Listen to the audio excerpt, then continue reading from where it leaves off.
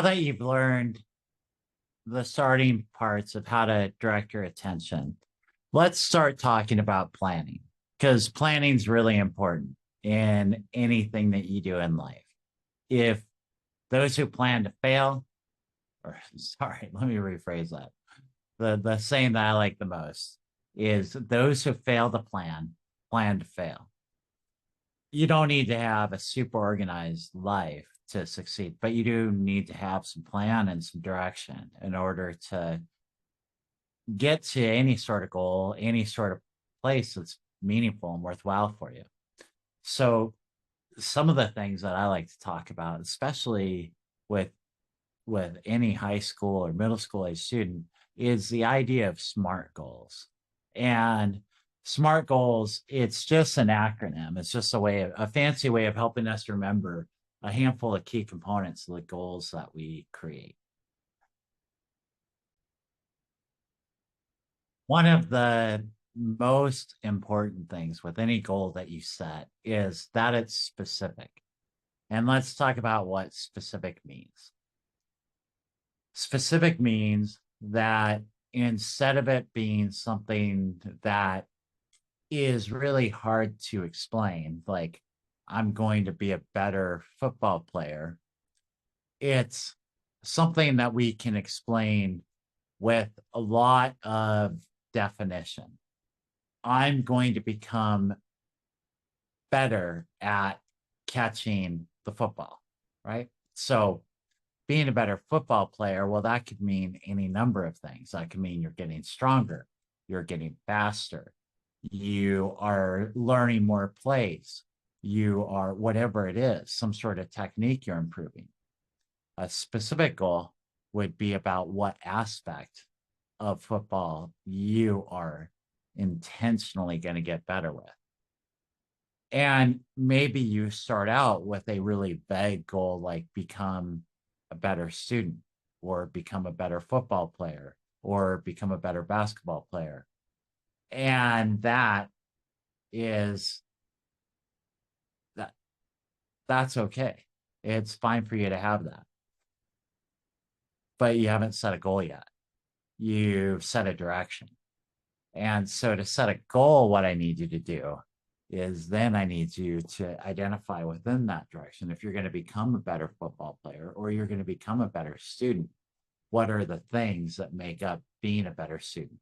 And you get to decide this. This isn't somebody else's decision for you because it's your goal. If you're going to set goals that you want. The one thing I've found is that nobody achieves goals that they don't. So you need to set goals that you want, not goals that you think are what somebody else wants or a goal that's going to make people like you more. Instead, you got to set a goal for yourself. So if you're thinking about what would other people think about this goal as you're coming up with your goals, go back to that box breathing, right? Because now you're thinking about the wrong stuff and then start thinking about, what do I really, really want to do? What do I want to get better at? What's important for me to get better at? Right. And so maybe everybody's telling you need to be a better student. And you're like, I don't think that's a goal for me. But then when you think about being a better student, you realize if I was a better student, then a lot of things in my life would get easier. But what part of being a better student matters to me? I'd like to not have to do homework last minute or something like that. And then we start setting goals around that. So the first thing is specific, and specific means that we can tell somebody exactly what it is and they can understand what we mean. And they know exactly, they might be able to even tell us some advice on some practice techniques that would help.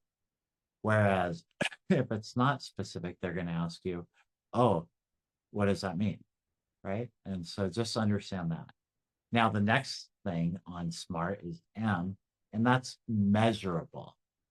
Measurable means that you can either say, I set a goal to, let's say it's being a better student. I set a goal to get all of my homework done by 7 p.m. every day. That's measurable. Did you get it done by 7 p.m. or did you not? Now, measurement isn't saying, are you right or wrong? Are you guilty or innocent? Anything like that. Measurable is just, did you achieve the goal this time or did you not achieve the goal this time? Don't put so much of your emotions into the measurement. Make the measurement something you want to look at. And so another way so if we want to be a better student, that's pretty vague. I want to get better at getting my homework done. That's a lot more specific. How would I measure that? Well, to make that a specific, measurable goal, I'm going to get my homework done by 7 p.m. every day.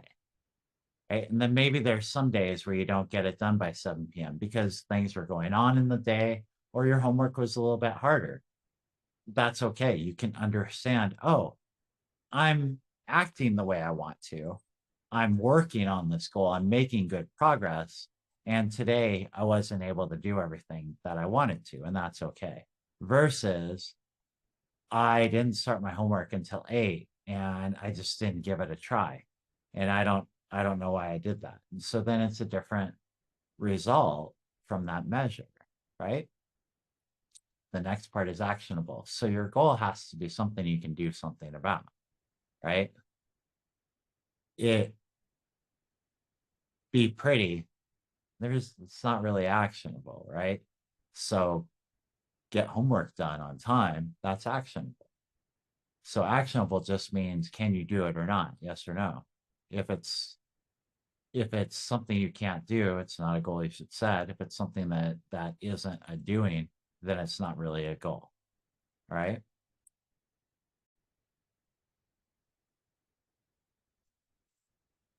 By actionable, I meant attainable. Sometimes we make mistakes.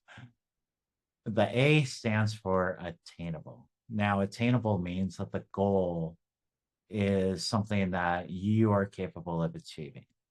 Let's say you set that homework goal to have your homework done by 7 p.m. every day. However, you know that it is impossible for you to actually do that because of your schedule. You have perhaps practice for 2 hours after school. So now it's 5:30. You have to shower. Now it's 6. You have to eat dinner. Now it's 6:30, 6:45, and it's time to start on your homework. So it's not achievable to get your homework done by 7 p.m. Maybe it's achievable to start your homework every night by 7 p.m. And then that would be a better goal for you.